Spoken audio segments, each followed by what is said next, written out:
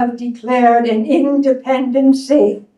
Abigail did not understand how difficult it was to get 13 clocks to strike at exactly the same setting. And the slavery issue was one of the problems, but we were getting close. A committee of 5 was chosen to draft such a declaration. Thomas and myself were chosen to actually write the draft. However, since I had been such an early and vocal proponent for independence, I felt anything I wrote would be overly criticized, so Jefferson did it alone. Now, once that declaration reached the floor, John Dickinson of Pennsylvania, who was opposed, rose, and he gave an eloquent speech against it. Well, I waited to see who would reply, hoping someone less obnoxious than myself would do so. No one did. I had led this fight for independence too long to have an end now. I rose, and I started speaking, and I did give the speech of my life. Thomas Jefferson said I was the pillar of its defense on the floor of Congress.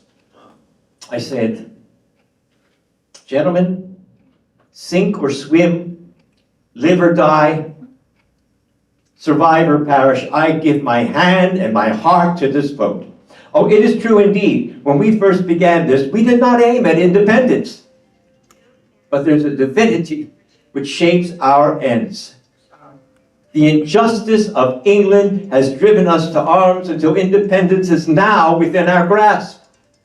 Oh, sir, I do know the uncertainty of human affairs. We may not live to a time to see that this declaration has been made good. In fact, we all may die, and it could very well be on the scaffold. But if it be so, if it be the pleasure of heaven that my country shall require the poor offering of my life, this victim is ready.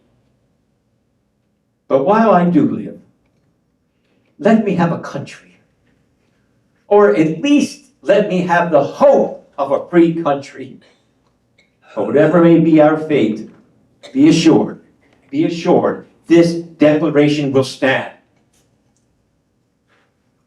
All that I have, all that I am, all that I hope for in this life, I am now ready here to stake upon it.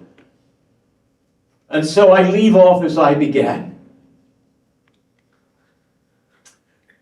Live or die, sink or swim, survive or perish, I am for this declaration. It is my living sentiment, and by the blessing of God, it will be my dying sentiment. Independence now. Independence, sir, forever.